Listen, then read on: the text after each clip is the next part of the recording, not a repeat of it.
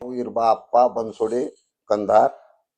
मी आज तागायत कंधार शहरामध्ये, कंधार तालुक्यामध्ये जनतेची सेवा करण्याचं जे ब्रीद घेतलं होतं. अनेक वेळा मी निवडणुका लढिल्या, अनेक वेळेस माझा पराभव बी झाला. त्यावेळेस काँग्रेस पक्षाने एकदा तिकीट दिलं, त्याचाही पराभव झाला. पण जनतेनं विचार करून 2007 मध्ये ओबीसी महिला जे गायकवाड गल्ली होते 3 मध्ये, तिथं सुद्धा माझ्या पत्नी देवबाई रामरावजी बनसोडे यांना त्यांना प्रचंड मताने निवडून दिलं.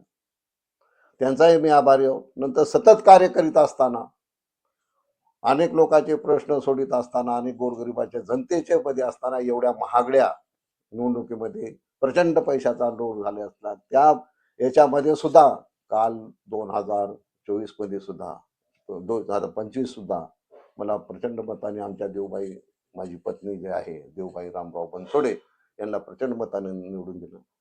त्याबद्दल आम्ही सर्व जनतेचे मायबापांचे प्रभाग क्रमांक 4, प्रभाग क्रमांक 3 मध्ये सुद्धा मला गेल्या बार निवडून दिले. त्याबद्दल आपले आणि माझ्या टीम सोबत काँग्रेस पक्षाने मला उमेदवारी दिली, विश्वास ठेवला. माझ्या टीम बरोबर भास्कररावजी नळगे यांना सुद्धा त्याने मदत दिली. आणि अध्यक्षपदासाठी आमचे मित्र काँग्रेस पक्षाचे निष्ठावंत कार्यकर्ते राजे यांना, शहाजी नळगे यांना पण निवडून प्रचंड मतात 2400 मतानं निवडून दिलं. आमच्यावर जे विश्वास टाकला जनतेने, कंधार शहराने, कारण आम्ही चांगलं काम करू. जनतेला असं काय राहते काम, नाली साफ करणं, पाणी देणं, लाईट देणं, आणि जनतेला जे कोणी दबाव करण्याचा प्रयत्न केला, गोरगरिबाला कोणी दाबण्याचा प्रयत्न केला, त्याच्यासाठी पाठीमाग उभा टाकणे, एवढं जनतेचं काम आहे. आम्ही ते निभू, त्याच्यात 5 पैशाची कसूर करणार नाही असं मी वचन देतो आमच्या अध्यक्षातर्फे सुद्धा. रामभाऊ, नगराध्यक्ष जनतेने काँग्रेस पक्षाला आणि तुम्हाला निवडून दिल्या, पण बहुमत मिळालं नाही. येणाऱ्या काळामध्ये तुमची टीम नगरपालिका कशा पद्धतीने सांभाळणार आहे? सर, कसं आहे, जरी जनतेनं आम्हाला जरी बहुमत दिलं नसेल, जनतेनं आम्हाला बहुमतानं नगराध्यक्ष दिला, प्रचंड मतानं, पण जी जी आमची टीम आहे, टीम मध्ये आमचे 6 लोक चालले, 5 एक आणि वंचित आघाडीचा 1, असे 6 आले.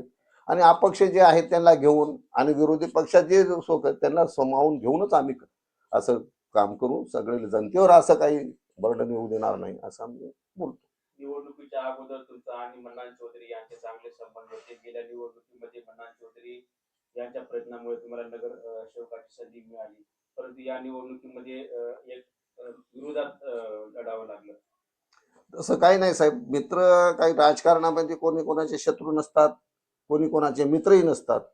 मन्नान चौधरी आम्हाला साथ दिली, आम्ही त्याला जीव लावून साथ दिली.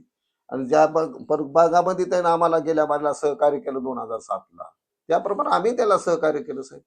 याच्यानंतर ज्या पद्धतीने आमचे तत्व एकोणएकाचे समजले नाही. समजा त्याला जे पाहिजे होतं ते आम्हाला मान्य नव्हतं, आम्हाला जे पाहिजे होतं त्यांना मान्य नव्हतं.